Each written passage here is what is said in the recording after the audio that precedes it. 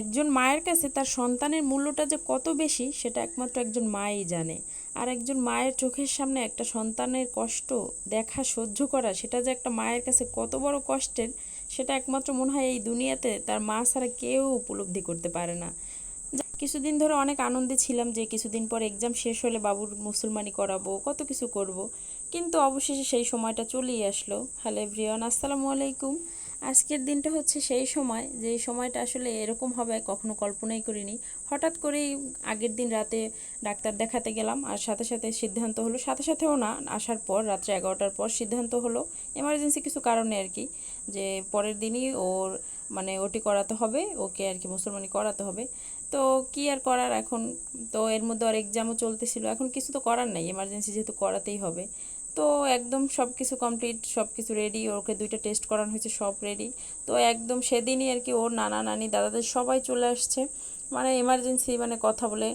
আর ও আমার ছেলের মুসলমানি করাবার, সেখানে ওর নানা নানি দাদাদের কেউ থাকবে না, এটা তো হতেই পারে না বলেন। ওর নানা সেই কোথা থেকে চলে আসছে, নানু চলে আসছে, সবাই আর কি একদিনের মধ্যে আর কি প্রস্তুতিটা নেওয়া, তার মধ্যে সবাই চলে আসছে।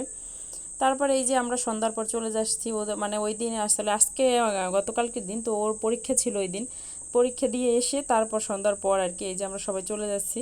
তো আজকে বাইক নিয়ে আমরা গাড়িতে করে যাচ্ছি, কারণ ওকে তো আর আনা যাবে না বাইকে।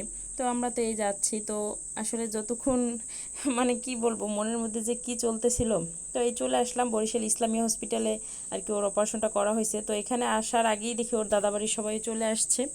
তারপরে এই যে ডাক্তারের রুমে গেলাম, আগের দিনের রিপোর্টগুলো দেখালাম, আগের দিন 2টা পরীক্ষা দিয়েছিল, তো সেগুলো আমি পপুলার থেকে করাই আনছিলাম। তো রিপোর্ট দেখাইছি, পর দেখলো সব কিছু আলহামদুলিল্লাহ ভালো, এখন ওটিতে তাড়াতাড়ি চলে যেতে বলছে। তারপরে এই যে সবাই রেডি হয়ে গেলাম, ওটিতে যাব।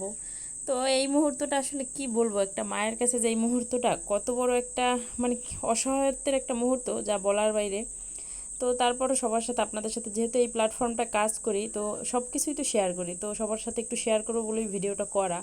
তারপরে যাই হোক, এই তো নিয়ে চলে যাচ্ছিলাম দোতলায় আর কি, ওটির দিকেই চলে যাচ্ছিলাম।